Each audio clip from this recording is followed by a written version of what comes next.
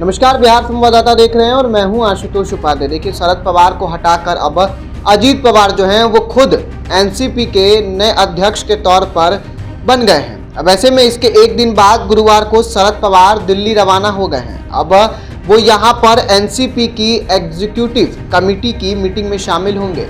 उनके दिल्ली पहुंचने से पहले दिल्ली में लगे वो पोस्टर हटा दिए गए जिनमें अजीत पवार और प्रफुल्ल पटेल के फोटो लगे थे। अब नए पोस्टर छपवाए गए हैं जिनमें अजीत प्रफुल्ल पटेल नहीं है। कुछ पोस्टर ऐसे भी हैं जहां पे कटप्पा को बाहुबली को मारने का सीन दर्शाया गया है। लिखा गया है कि गद्दारों को जनता माफ नहीं करेगी।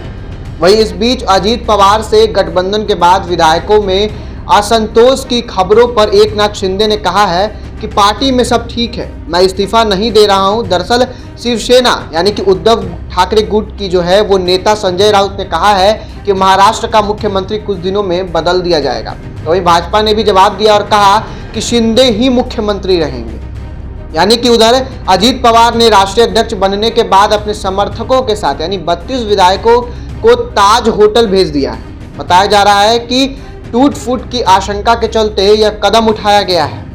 अब महाराष्ट्र के सत्ताधारी गठबंधन में अजीत पवार की एंट्री के बाद एकनाथ शिंदे कैंप के असंतुष्ट होने की खबरें आ रही हैं। अब ऐसे में शिंदे ने बुधवार शाम अपने आवास पर एक बैठक रखी थी। अब इस बैठक के बाद शिंदे ने यह कहा था कि मैं इस्तीफा नहीं दे रहा हूं, मैं जानता हूं और मेरे इस्तीफे की खबरें कौन फैला रहा है, लेकिन ये सब सिर्फ अफवाहें हैं। मैं उन 50 विधायकों का साथ नहीं छोड़ूंगा जिन्होंने मेरा साथ दिया था। तो वहीं संजय राउत ने बुधवार को कहा था कि महाराष्ट्र का मुख्यमंत्री आने वाले दिनों में बदल सकता है। उन्होंने कहा कि एक कहावत है कि एक पूरा और दो आधे, यानी कि यहाँ 2 आधे डिप्टी सीएम है और एक पूरा मुख्यमंत्री है, जो असल में पूरा नहीं है बल्कि संदेह में है। अब महाराष्ट्र भाजपा चीफ चंद्रशेखर बावनकुले ने बुधवार को कहा था कि विपक्षी पार्टियों एकनाथ शिंदे पर संदेह फैलाने का काम कर रही है, पर वहीं आने वाले दिनों में महाराष्ट्र के मुख्यमंत्री रहेंगे। तो उन्होंने राज्य के लिए अच्छा काम किया है। तो वहीं महाराष्ट्र के डिप्टी सीएम अजीत पवार ने बुधवार को शरद पवार को राष्ट्रवादी कांग्रेस पार्टी यानी कि एनसीपी के राष्ट्रीय अध्यक्ष पद से हटाने का ऐलान किया था। अब ऐसे में अजीत ने खुद को नया राष्ट्रीय अध्यक्ष भी बताया। उन्होंने कहा कि प्रफुल्ल पटेल ने मुंबई में 30 जून को पार्टी की राष्ट्रीय कार्यकारिणी की बैठक बुलाई थी। अब उसी में यह फैसला हुआ था कि बैठक में अजीत पवार ने कहा कि आपकी यानी शरद पवार की उम्र ज्यादा हो गई है। राज्य सरकार के कर्मचारी 58 साल में, केंद्र के 60 साल में और भाजपा में 75 साल में रिटायर्ड हो जाते हैं, लेकिन आप 84 साल के हैं। अब आप आशीर्वाद दीजिए।